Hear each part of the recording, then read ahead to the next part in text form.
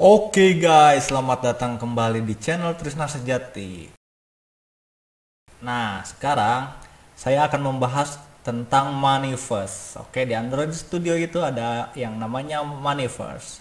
Oke, ini adalah project yang kemarin kita buat, yang latihan ya.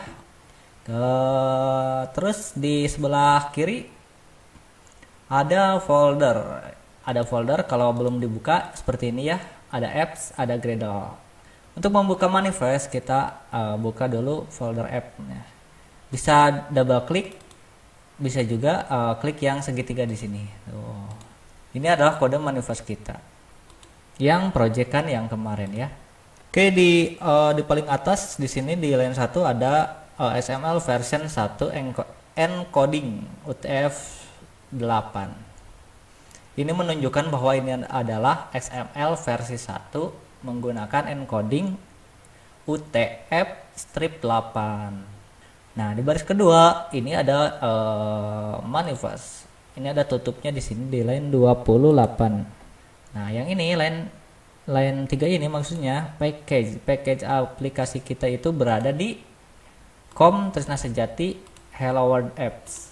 Jadi package ini menunjukkan bahwa aplikasi kita itu package-nya di mana gitu. Jadi untuk men-set package kita lihat di sini. Nah kan sama tuh kan, com Trisna Sejati Hello World Apps. Kita juga lihat di sini com Trisna Sejati Hello World Apps. Nah, itu namanya package. Terus selanjutnya ada di dalam Maniverse ini ada yang namanya application. Kita lihat di paling pertama ada allow backup, ada icon, ada label, run icon, support RTL dan theme. Untuk yang icon, nah ini baru untuk icon ini adalah untuk menunjukkan bahwa icon aplikasi.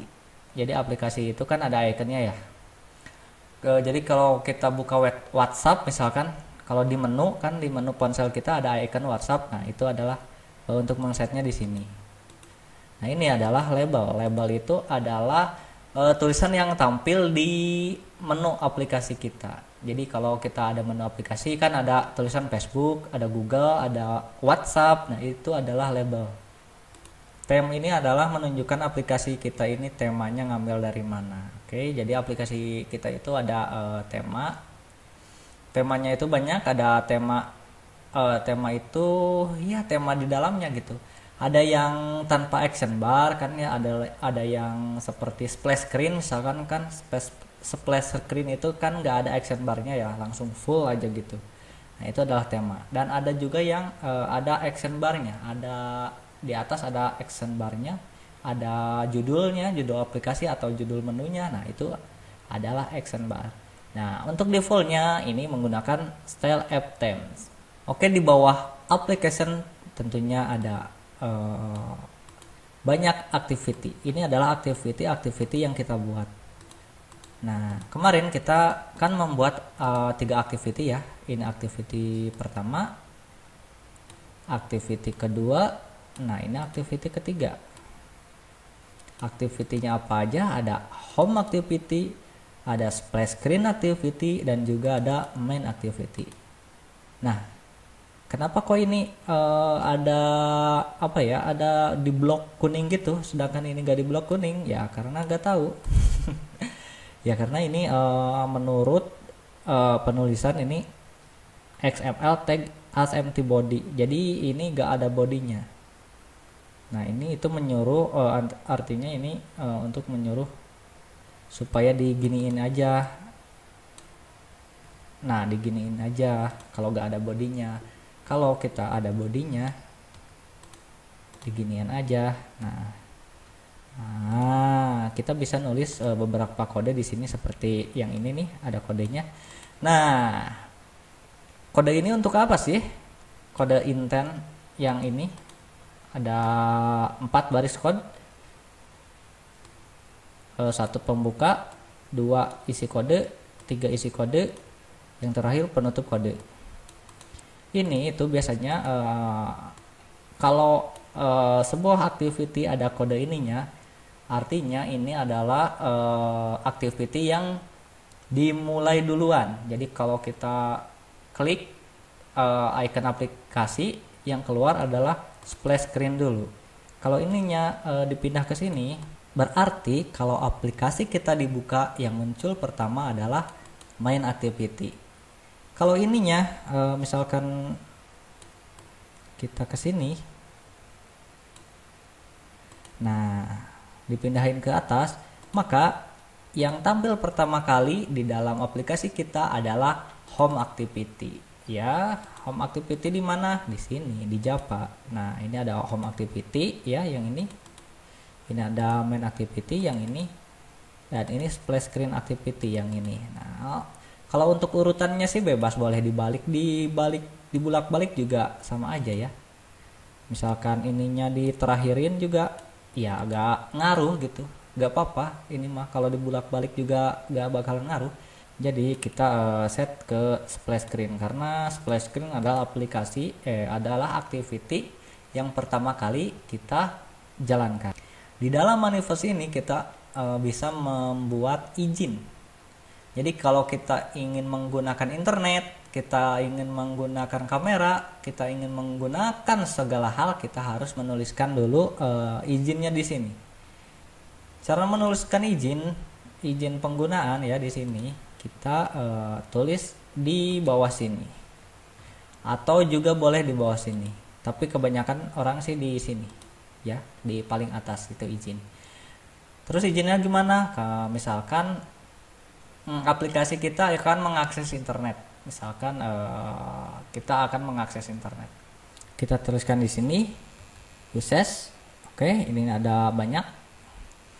Nah, di sini juga bisa menambahkan configuration, fitur, permission SDK dan split. Nah, di sini biasanya untuk umumnya Android itu menggunakan permission, dan ada yang di sini adalah kalau di enter, coba deh balikan ulang lagi ya. Kita tulis misalkan kurang dari dulu. Nah, di sini ada banyak. Nah, jadi di manifest ini, di dalam manifest ini bisa menuliskan application seperti yang tadi, ada compatible screen, ada instrumentation, permission, dan lain-lain. Dan saat ini kita akan menuliskan permission. Nah, kita ke use permissions, kita klik enter. Nah, di sini akan tampil beberapa permission yang bisa kita akses. Misalkan di aplikasi kita akan menggunakan internet, kita cari yang permissionnya internet. Kita boleh mencarinya dengan cara manual seperti ini. Boleh juga ditulis internet. Nah, gitu kan. Nah, ada internet, ada ini internet ya. Kita bisa klik enter di sini. Nah, setelah itu kita tutup dong dengan cara seperti ini. Nah, ini adalah use permission. Jadi kalau aplikasi kita ingin menggunakan internet, harus menuliskan use permission internetnya di sini. Kalau kita tidak menuliskan di sini, kalau kita menggunakan internet, kita gak akan bisa menyambung ke internet. Aplikasi kita tidak akan bisa nyambung ke internet tanpa kode ini. Untuk misalkan aplikasi yang kita buat itu akan menggunakan kamera, misalkan harus juga di use permission. Pokoknya kalau kita akan menggunakan hardware atau akan menggunakan API atau akan menggunakan apa gitu kan di handphone kita, harus ataupun wajib mencantumkan permissionnya di sini. Misalkan selanjutnya kita akan menggunakan kamera deh. Oke, use permission. Oke, ada, klik enter ya. Tak, ada name-nya, kita cari kamera. Nah, ini adalah kamera, permission untuk kamera. Jadi kalau kita membuat aplikasi yang menggunakan kamera, kita wajib menuliskan permissionnya di sini supaya kameranya bisa dipakai gitu guys. Nah, jadi begitu sobat. Oke, apa lagi ya? Nah, bagi kalian yang belum mengerti, silahkan tulis pertanyaan kalian di kolom komentar. mana yang belum mengerti dan mana yang ingin kalian pahami. Oke. Nah, untuk video manifest ini saya cukupkan, sampai bertemu lagi di video-video berikutnya. Dadah.